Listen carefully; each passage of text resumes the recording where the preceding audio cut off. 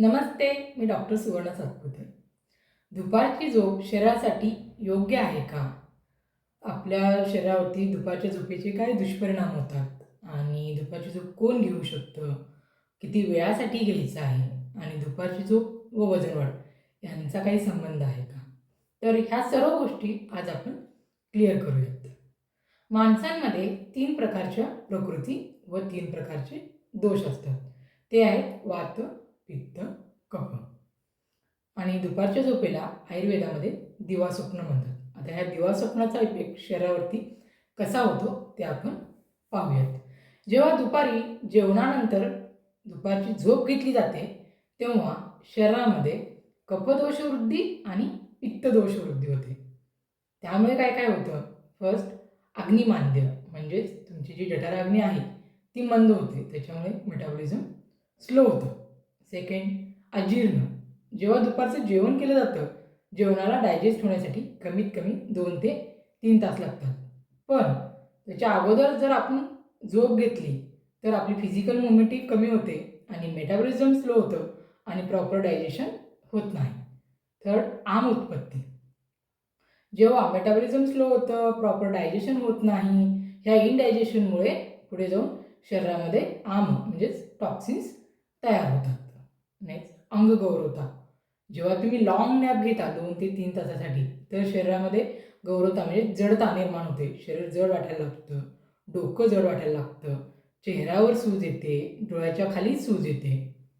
हे झालं अंगगौरवता. तर नेक्स्ट अंगमर्द म्हणजे जेव्हा तुम्ही लाँग नॅप घेता तेव्हा तुम्हाला बॉडी एकी होतं. आणि पित्तवृद्धीमुळे काय होतं? पित्तवृद्धीमुळे तुमची स्किन ड्राय होते, शरीरावरती खाज सुटते, त्वचेचे आजार होऊ शकतात आणि मेन आम्लपित्त. आम्लपित्त म्हणजे काय? जेव्हा अन्न घेतलं जातं तेव्हा ते इसोफेगसमधनं स्टमकमध्ये जातं. स्टमकमध्ये हायड्रोक्लोरिक ॲसिड असतं जे की अन्न पचवण्यासाठी मदत होते. इसोफेगसमधून जेव्हा अन्न स्टमकमध्ये जातं तर दोघांच्यामध्ये लोअर इसोफेजल स्फिंक्टर असतं जे की अन्न स्टमकमध्ये पोचण्यास मदत करते.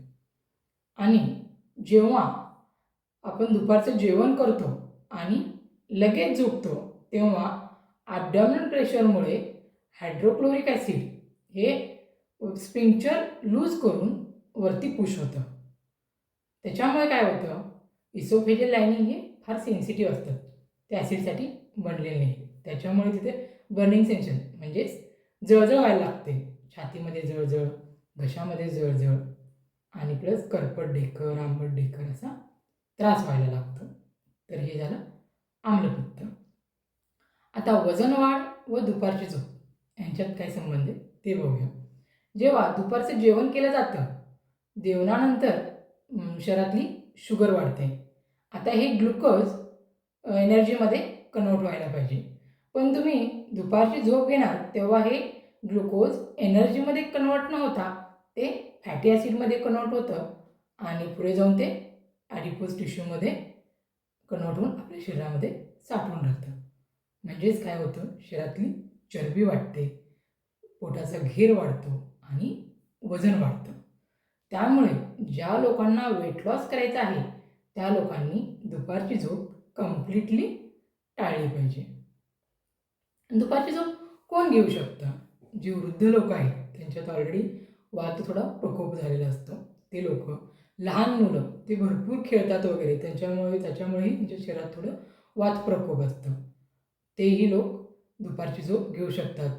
प्रेग्नेंट स्त्रिया जर त्यांना थोड्या थोड्या कामामध्ये लवकर थकवा जाणवतो आणि रात्री जर व्यवस्थित झोप होत नसेल तर त्या स्त्रियाही दुपारची झोप घेऊ शकतात, कारण ह्या वात प्रकोप झाल्यामुळे तो बॅलन्स होऊन जातो.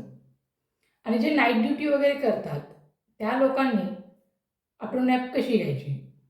त्या फर्स्ट तरी ते जेवण केल्या केल्या लगेच झोप घ्यायची नाही आहे. 2 ते 3 तासानंतरच तुम्हाला झोपायचं आहे. आणि जेवल्यानंतरनं वज्रासनमध्ये बसायचं आहे, शतपावली करायची आहे, त्यामुळे तुमच्या डायजेशनसाठी हेल्प होते आणि मेटाबॉलिझमही बूस्ट होतं. आणि दुसरी गोष्ट पॉवर नॅप. पॉवर नॅप म्हणजे शॉर्ट नॅप जी असते 20 ते 30 मिनिटाची. त्याच्याने काय काय फायदे होतात? शॉर्ट नॅपने तुमची मेमरी पॉवर इम्प्रूव्ह होते, नेक्स्ट स्ट्रेस कमी होतो आणि एनर्जी बूस्ट होते. त्यामुळे 20 ते 30 मिनिटाचा पॉवर नॅप हा घेऊ शकतो.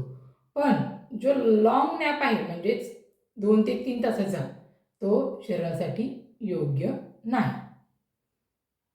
आणि बाकी तुम्हाला काही क्वेरी असतील तर तुम्ही मला कमेंटमध्ये विचारा. आणि जर तुम्हाला व्हिडिओ आवडला असेल तर लाईक आणि सबस्क्राईब करा. थँक्यू.